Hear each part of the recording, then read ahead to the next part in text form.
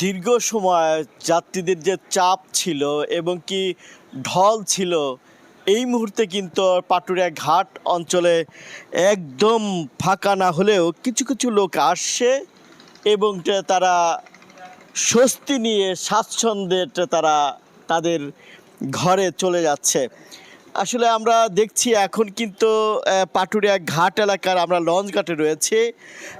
আমরা সামনে একটি এমবি খন্দকার নামের একটি লঞ্চ রয়েছে এবং তারপরে কয়েকটি লঞ্চ রয়েছে, অর্থাৎ এখন যাত্রীর সংখ্যা কিন্তু খুবই কম এবং কি যারা আসছেন তারা কিন্তু স্বস্তি স্বাচ্ছন্দ্যে তারা কিন্তু ঘরে ফিরছেন এবং কি নৌপথ পার হতে পারছেন।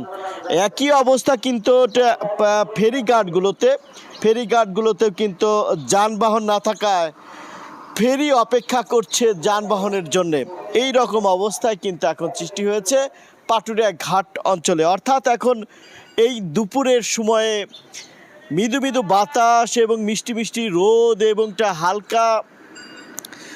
হালকা যে ভ্রমণটা, অনেকেই বলছে স্বাচ্ছন্দ্য হচ্ছে, স্বস্তি হচ্ছে।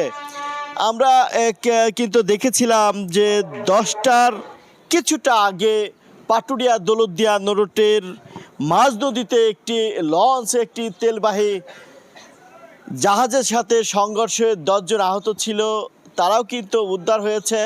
এবং সব কিছু মিলিয়ে এটা এখন এই মুহূর্তের অবস্থা খুবই স্বস্তিদায়ক হচ্ছে পাটুরিয়া ঘাটে।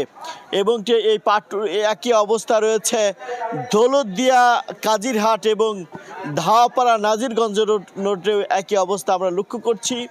কিছু কিছু লোক একদম নিরিবিলি আসছে এবং তারা চলে যাচ্ছে। আমরা যাত্রীদের সাথে কথা বলেছিলাম, যাত্রীরা বলছেন যে মহাসড়কেও এই মুহূর্তে মানিকগঞ্জ অংশে নেই কোনো যানজট, ভোগান্তি কিংবা গাড়ির দীর্ঘ সারি বা একটি দূরপাল্লার বাসের সংখ্যা, যার জন্যে কিন্তু যারা নিরিবিলিতে আসছেন মহাসড়ক হয়ে এই মুহূর্তে তারা কিন্তু স্বাচ্ছন্দ্যে স্বস্তি নিয়ে পাটুরিয়া ঘাট পার হচ্ছে।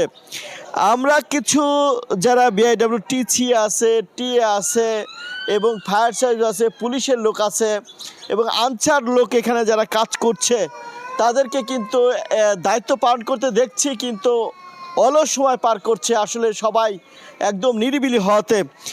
এছাড়াও কিন্তু আমরা দেখেছি যে পুলিশ প্রশাসনের পক্ষ থেকে, বিশেষ করে নৌ পুলিশের পক্ষ থেকে এই পাটুরিয়া নরটের কিন্তু দুর্ঘটনার পর তারা একটু নড়ে চড়ে বসেছে, টহল দেওয়া হচ্ছে।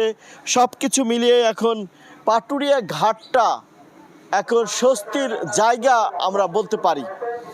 তো আর মাত্র অল্প সময় বাকি রয়েছে পবিত্র ঈদের, অর্থাৎ এক দিন পরেই বা কালো ঈদ হতে পারে সেই রকম প্রত্যাশা কিন্তু অনেকে রাখছে। চাঁদ ওঠার উপর নির্ভর করবে। তো পাটুরিয়া দৌলতদিয়া আরিচা কাজিরহাট এবং ধাওয়াপাড়া নাজিরগঞ্জ রোডে মোট 24টি ফেরি, 33টি লঞ্চ এবং 67টি স্পিডবোট চলাচল করছে।